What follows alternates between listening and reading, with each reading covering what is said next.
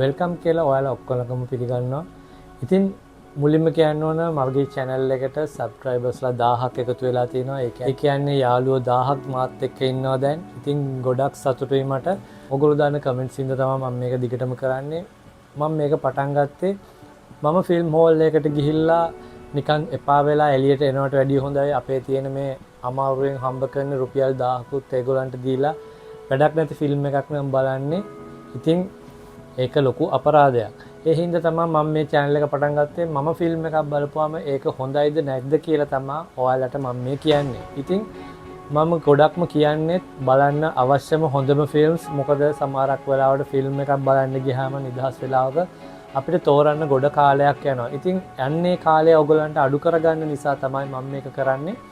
ඔයාලට මගේ channel එකේ තියෙනවා ලස්සන ෆිල්ම්ස් හොඳ කොහොමද මොනවාද කියලා ෆිල්ම් හෝල් එකට යන්න කලින් මේ ෆිල්ම් එක මොකක්ද කියලා දැනගෙන ගියාම ඔයාලට ලොකු රසයක් දැනේ. අන්න ඒ නිසා තමයි මම මේක කරන්නේ. ඉතින් ගොඩක් ස්තුතියි මාත් එක්ක එකතු වෙලා මේ ගමන මාත් එක්ක යනවට. මේ සිනමාවේ ලස්සන තැන් ඔයාලට හොයලා දෙන සිනමා ලව.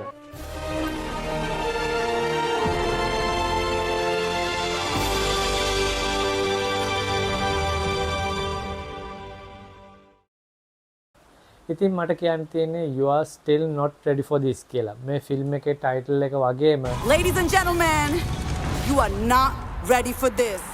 ඔයාලට හිතා ගන්න බැරි, ඔයාලට සූදානම් නැති විදිහේ ෆිල්ම් එකක් තමයි මේක. ඒ කියන්නේ දුහන්දර් 2. දුහන්දර් 2 බලලා තියටර් එකේ බලපු එක්ස්පීරියන්ස් එකත් එක්ක තමයි මම මේ කතා කරන්නේ. ඉතින් කොල්ලට අනිවාර්යෙන්ම යන්න ඕන. මාරම ආතල් මාරම එනර්ජි තියෙන ෆිල්ම් එකක්. මරා ගන්නවා සුපිරියටම. ඒ කියන්නේ මරා ගන්න හින්දාම නෙමෙයි කියන්නේ ලස්සනට කතාවක් එක්ක කොහොමද මේ ඇක්ෂන් ත්‍රිලර් ස්පයි ශානරයට මේ ස්පයි කියන ශානරයට ෆිල්ම් එකක් හදන්න කියලා මෙන්න ෆිල්ම් බලනවා නම් මාර ක්වොලිටි. අනිවාර්යෙන් ඔයගොල්ලෝ මේක බලන්න ඕනේ තියටර් එකේම තමයි. ඒ සද්දෙත් එක්ක ඒ ගැම්මත් එක්ක මාරම වටිනවා. රුපියල් 1000ක් 2000ක් නෙමෙයි කීයක් දුන්නත් මේ ෆිල්ම් එක කවදා හරි ඔයාලා හොඳ තරුණයෙක් විදිහට ඉද්දී ෆිල්ම් හෝල් වලට ඇවිල්ලත් ඔයා බැලුවේ නැහැ කියන්නේ ලොකු අපරාධයක්. अरे रो क्यों रहा है लाले? तूने सुना नहीं? जहाँ दर्द है वहाँ मर्द है. ඉතින් දුහන්දර එක බැලුවා නම් ඔයගොල්ලන් අනිවාර්යෙන් දන්නවා මේක දේශපාලනය, පොලිසිය, ත්‍රස්තවාදය, පාතාලය ඔක්කොම එකට එකතු වෙච්ච මාරම ක්වොලිටි ෆිල්ම් එකක්. පැය 4ක් ෆිල්ම් එකක් බලන්න පුළුවන්ද? අනිවාර්යෙන් මේක තව පැයක් තිබ්බත් බලනවා. එහෙම තමයි මම විතරක් නෙමෙයි මේ ගොඩක් දෙනෙක් කියන්නේ. එච්චරට එක විනාඩියක්වත් යනව තේරෙන්නේ නැහැ. මේ ෆිල්ම් එක ගලාගෙන යනවා. මාරම ලස්සනයි. ඒ කියන්නේ හැම සිද්ධියක්ම එකට එකතු කරලා ලස්සනට නොගැලපෙන සින්දුවත් කිසිම ආදර මෝඩ කතා විහිළු ජෝක් කිසිම දෙයක් නැහැ. ලස්සනට කතාව යනවා. ඉතින් පළවෙනි ෆිල්ම් එක ඔයගොල්ලෝ දන්නවා ඇති අක්ෂය කන්න තමයි ඇදගෙන ගියේ. අක්ෂය කන්න හින්දා තමයි ගොඩක් මිනිස්සු මේක බලන්නත් ගියේ. ඉතින් මේ ෆිල්ම් එක සම්පූර්ණයෙන්ම ඇදගෙන යන්නේ රන්වීර් සිං. ඉතින් රන්වීර් සිං ගැන මේ ෆිල්ම් එක කියන්න ඕන මාරම ක්වොලිටි. ඒ කියන්නේ ඔයගොල්ලෝ දන්නවත් ඇති මෙයා මාර කට්ටක් කෑවා මේ ෆිල්ම් එකට. ඒ කියන්නේ අවුරුදු 2ක් තිස්සේ අනිත් ෆිල්ම්ස් වල රඟපාන්න නැතුව ඇඩ්වර්ටයිස්මන්ට් ගොඩක් අඩුවෙන් කරලා ඔයාලා පොඩ්ඩක් හොයලා බලන්න පුළුවන්. මෙයාගේ Instagram ගිණුමේ පවා සියලුම පෝස්ට් මෙයා අයින් කරා. මෙයාලා අඳින පළඳින විදිය වෙනස් කරා. මෙයා කළු අඳින්න පටන් ගත්තා. මොකද ඔයගොල්ලෝ දැකලා ඇති මෙයා මාර පිස්සු විදියට අඳින්නේ. ඒ කියන්නේ රෝස පාට කලිසම් අඳිනවා, නිල් පාට තොප්පි දානවා. අමුතු විකාර දේවල් කරගෙන ඉතින් ඒ ප්‍රතිරූපේ මේ චරිතයට ගැලපෙන්නේ නැති නිසා මේක ලොකු ඉන්දියාවේ බලවත් ප්‍රතිරූපයක් ගොඩනංවන ෆිල්ම් එකක් හින්දා මෙයා ඒ දේවල් හිතන් වෙනස් කරගෙන මාරම ලොකු කැපකිරීමක් කරපු නළුවෙක්. ඉතින් මේ ෆිල්ම් එක පටන් ගද්දිම පෙන්නනවා ජස්කිරත්ගේ බෑග්ග්‍රවුන්ඩ් ස්ටෝරි එක. ඒ ෆිල්ම් එකේ ඒ හරිය තියෙන ඉමෝෂනල් එක මෙයා රඟපාන මාරම ක්වොලිටි. මට එක වෙලාවක හිතුණා මෙච්චර හොඳ නළුවෙක් බොලිවුඩ් වල තවත් ඉන්නවද කියලා මේ වගේ කරන්න තරම්. ඇත්තටම S2කට කඳුලක් එන තරම් මාරම ක්වොලිටි රංගනයක් තිබ්බා. ඒ ඉමෝෂනල් එක සමහර තැන්වල රෞද්‍රකම, සමහර තැන්වල අසරණකම, සමහර තැන්වල මරාගෙන මැරෙන ෆීලිං එක ඒවා ඔක්කොම මාරම ක්වොලිටියට තිබ්බා. සුපිරි රංගනයක් තියෙනවා. ඒ වගේම මේකේ पकड़ा गया अजमल कसाब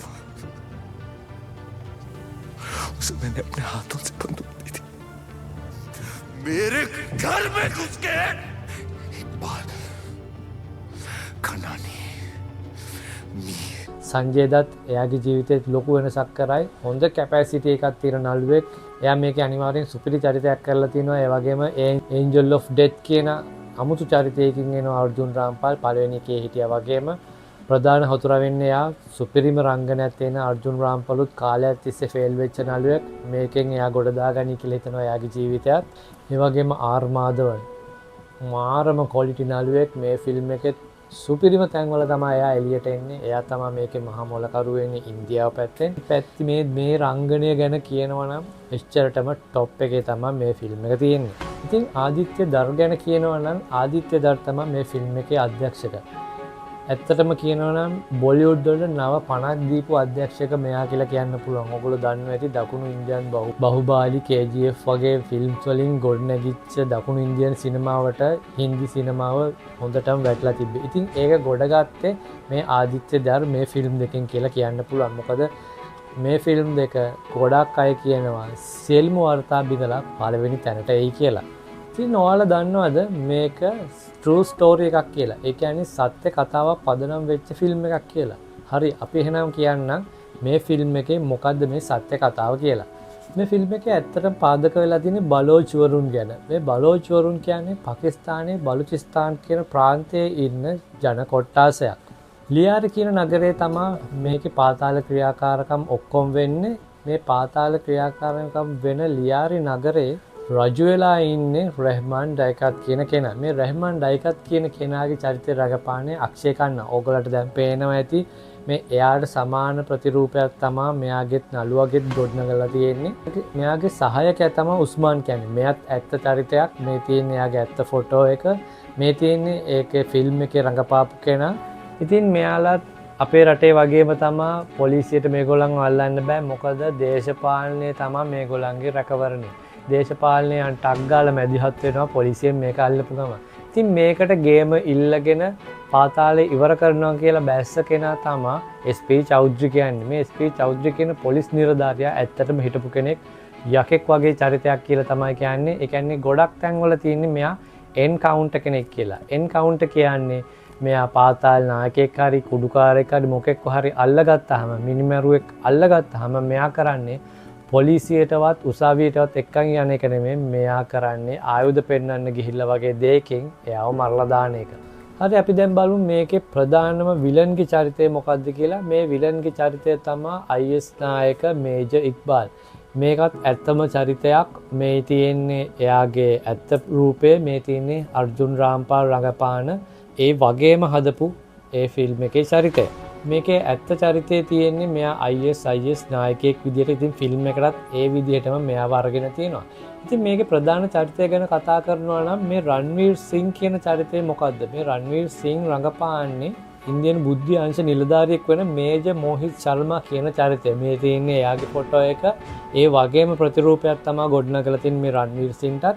එයා කරලා තියෙන්නේ එයාගේ එක මිෂන් එකදී එයා පාකිස්තානයට ගිහිල්ලා පාතාලයට සම්බන්ධ වෙලා පාතාලේ ගොඩ නැගිලා එයාගේ චරිතය ගොඩනගාගෙන පාතාලේ ටිකක් ලොකු තැනකට ඇවිල්ලා ඉන්දියාවට තර්ජනයක් වෙච්ච ඒ පාතාලේ ප්‍රධානම දෙන්නව මරලා නැවතත් නිරුපද්දිතව ඉන්දියාවට ඇවිල්ලා තිනවා. ඉතින් මෙන්න මේ කතාවල මෙන්න මේ චරිත ටික පදනම් කරගෙන තමයි මේ ෆිල්ම් එක හදලා තියෙන්නේ. මේ චරිත ටික ඔක්කොම එකට නෙමෙයි ඉඳලා තියෙන්නේ සමහරක් තැන්වල. ඒ කියන්නේ අනිත් කට්ටිය කෙසේ වෙතත් මේ මේජර් මොහිත් ශර්මා කියන්නේ වෙනම මිෂන් එකක් කරපු කෙනෙක්. ඉතින් මේ ටික ඔක්කොම මික්ස් කරලා තමයි මෙයා මේ ෆිල්ම් එක හදලා තියෙන්නේ.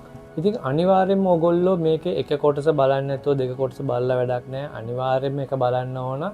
එක බලලත් ඔයාලා මේක ෆිල්ම් හෝල් එකේ නම් බැලුවේ දැන් මාස 3කටත් වැඩි ඇති. ඔයාලා අනිවාර්යෙන් මගේ මේකේ තියෙනවා එක කොටස පොඩ්ඩක් සමරි එකක් හදලා විනාඩි 5කින් වගේ මම ඒක හැදුවේ. ඒක මතක් කරගෙන ඔයගොල්ලෝ යන්න ඕන දෙක බලන්න. ඔයගොල්ලෝ ගෙදර හරි කවදා හරි බලනවා නම් ඒක බලලා ටිකක් කල් නම් ඒක විනාඩි 5ක් බලලා ඒක බලන්න. මොකද ඒ චරිත ටිකත් එක්ක ඒ ගැම්මෙන් ඒ හිස්ටරි එකත් එක්ක තමයි මේ ෆිල්ම් එක ගොඩ නැගෙන්නේ. हौसला ईंधन बदला हौसला ईंधन बदला.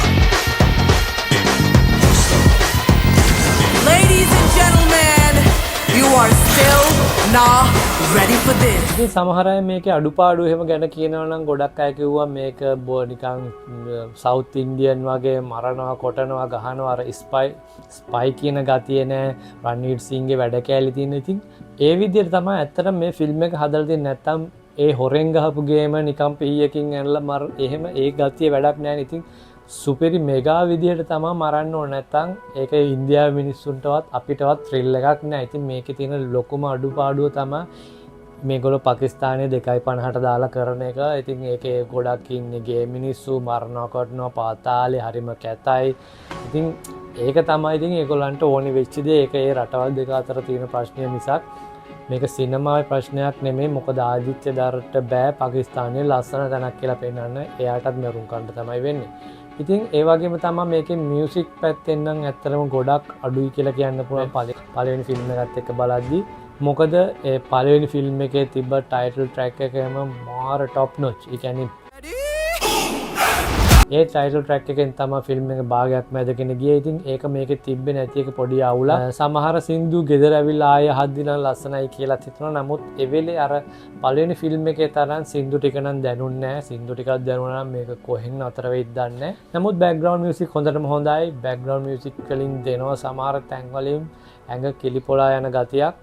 ඉතින් මේකේ කතාව ගැන කියනවා නම් මේකේ කතාවේ පළවෙනි කොටස ඉවර වෙන්නේ රහමන් ඩයිකත් කියන ප්‍රධානම හතුරව මෙයා මරලා. ඉතින් ප්‍රධාන හතුරා කියන්නේ මෙයාගේ ප්‍රධාන නායකයා පාතාලේ නායකයා මරලා තමයි මේ ෆිල්ම් එක ඉවර වෙන්නේ. ඊට පස්සේ එතනින් පස්සේ මේ ලියාරිවර් රජු වෙන හැටි රන්වීර් සිං නැත්තම් හම්ස රජු වෙන හැටි එයාගේ මිෂන් එක එයා කරන්නේ කොහොමද කියලා තියෙන්නේ මේ ෆිල්ම් එක. ඇත්තටම එකේ තිබිලා තියෙන්නේ නිකම් බෑග්ග්‍රවුන්ඩ් එක හදන එක. මේ ෆිල්ම් එකට නිකං සාරාංශය කියන්නේ මේ ෆිල්ම් එකේ පසුබිම තමයි හදලා තියෙන්නේ. දෙක බලපුවම තමයි ඔයගලන්ටත් ඒක තේරෙන්නේ. මේ චරිත ගොඩනගන්න තමයි එක තිබිලා තියෙන්නේ. එකත් එක්ක බලද්දි දෙක නම් මාරම ක්වොලිටි මාරම ලස්සනයි. මේ රහමන් ඩයිකත් පස්සේ මෙයාගේ හතුරා කවුද? මේජර් ඉක්බාල්ගේ ලොක්කා කවුද? මේ ලොක්කට ගේම දෙන්නේ කොහොමද? මේජර් ඉක්බාල් ඇතුළු ත්‍රස්තවාදී ක්‍රියාවලින් නවත්වන්නේ කොහොමද? මෙයා ඉන්දියාවට පණිවිඩ යවන්නේ කොහොමද? මේ ඔක්කොම තියෙන්නේ මේ ෆිල්ම් එකේ. ඉතින් මම ඔයාලට ස්පොයිල් නොකර මේ නිකන් කිව්වේ ප්‍රශ්න ටිකක් විදියට ඔයගොල්ලෝ අනිවාර්යෙන් මේක බලන්න ඕනේ. එතකොට තමයි මේ ෆිල්ම් එක දැනෙන්නේ. පාකිස්තානයේ කරන මේ හොර ජාවාරම් හොර නෝට්ටු මුද්‍රණය කිරීම මේ පාතාලී ක්‍රියාකාරකම් මේ ඔක්කොම එළියට දානවා මේ ෆිල්ම් එකේ. ඉතින් ඒවත් එක්ක තමයි මේ ෆිල්ම් එක යන්නේ. ඉතින් සමහර කෙනෙක්ට හිතෙන්න පුළුවන් මේක නිකන් බොරු ඉන්දියාවේ පුරාජේරුව ඉදිරිපත් කිරීමක් කියලා. නමුත් ඒක තමයි ඇත්තටම මේ ෆිල්ම් එකේ තියෙන. ඉතින් ඉන්දියාවට බෑනේ පාකිස්තානය උරුප්පලා පෙන්නන්න. ඉතින් ඒ විදිහට තමයි මේ ෆිල්ම් එක ගොඩනංගලා තියෙන්නේ. මේ ෆිල්ම් එකේ මාර විදිහට ඉමෝෂනල් තැන් කීපයක් තියෙනවා. මේ ජස්කිත්ගේ බෑග්ග්‍රවුන්ඩ් ස්ටෝරි එක මේ මිෂන් එක ඉවර වෙලා එයාගේ ඉමෝෂනල් කම මෙයා මේකට විඳින දුක. ඉතින් ඒ වගේ ඉමෝෂනල් වයලන්ස් ගන් ෂොට් මේ හැමදේම තියෙන මාරම ක්වොලිටි මූවි එකක්. ක්ලයිමැක්ස් එකත් ඔයාලා කවදාවත් බලාපොරොත්තු වෙන්නේ නැහැ. ක්ලයිමැක්ස් එක නම් ඇත්තට වුණා කියලා පොඩ්ඩක්වත් හිතන්න බෑ. නමුත් ඉතින් මේක තමයි සිනමාව. ඉතින් මේ ක්ලයිමැක්ස් එකත් මාරම ක්වොලිටි එකට කරලා තියෙනවා. අනිවාර්යෙන් ඕගොල්ලෝ හෝල් එකේ මේ ෆිල්ම් එක බලන්න. කමෙන්ට් එකක් දාන්න. මම මේක ඇත්තටම අඩුපාඩු ගැන වැඩි කතා කරන්න කැමති නැහැ. මොකද එච්චරට මාර ෆන් එකක් දීපු මාර ත්‍රිල් එකක් දීපු හොඳ එනර්ජිටික් ෆිල්ම් එකක්. මොකද ඒ වගේ ෆිල්ම් එකක් අපිට තියටර් එකේ බලන්න වෙන්නේ. ඉතින් ඔයා හිතන් ඉන්නවා නම් මේක OTT රිලීස් වුණාම නැත්නම් Netflix රිලීස් වුණාම බලනවා කියලා ඒක මාර මෝඩ වැඩක්. ඔයා අනිවාර්යෙන් මේක තියටර් එකේ බලන්න ඕනේ. ඒ එක්ස්පීරියන්ස් එක මාර වටිනවා. මේක ආපහු ඊට පස්සේ අපිට කියන්න බෑනේ මේක හොඳයි කියලා. දැක්කයින් පස්සේ ආපහු ගිහලා තියටර් එකේ පෙන්නන්න මම එන්නම් කියලා. ඒ නිසා තියටර් එකේ පෙන්නන වෙලාවේ අනිවාර්යෙන් බලන්න. මාරම ක්වොලිටි ෆිල්ම් එකක්. ඉතින් මේ ෆිල්ම් එකේ කතාවේ විස්තර මෙන්න මේ වගේ තමයි. මේ ෆිල්ම් එකේ මගේ ෆීඩ්බැක් එකට එකඟ නම් අනිවාර්යෙන් කමෙන්ට් එකක් දාන්න. බැලුවා නම් කමෙන්ට් එකක් දාන්න. ඉතින් තවත් අනිවාර්යෙන් ෆිල්ම් වල ලස්සන තොරතුරු ඔයාලට අරගෙන එන්න. ඉතින් ඒක ගිහිල්ලා එන්න. තාම සබ්ස්ක්‍රයිබ් කරපු නැති කෙනෙක් නම් අනිවාර්යෙන් සබ්ස්ක්‍රයිබ් කරන්න. මොකද අපි දිගටම ෆිල්ම් වල ලස්සන ඒවා අරගෙන යනවා. ඉතින් ඔන්න ඔහොම තමයි මේ ෆිල්ම් එකේ තොරතුරු ටික. එහෙනම් අපි නැවතත් ආයෙ ලස්සන ෆිල්ම් එකකින් හම්බෙමු.